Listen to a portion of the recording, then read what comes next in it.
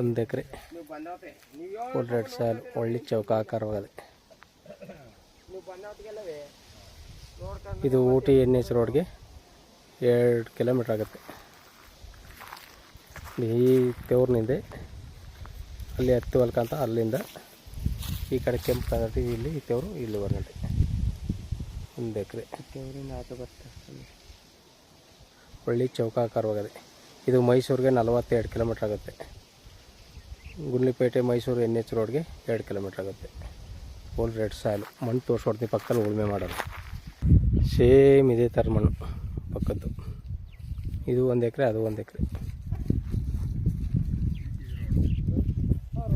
ನೋಡಿರ್ಕಂತ ಅದೇ ಡಾಂಬರ್ ರೋಡಿಂದ ಒಂದು 10 ಮೀಟ್ರ್ 20 ಮೀಟ್ರ್ ಆಗುತ್ತೆ.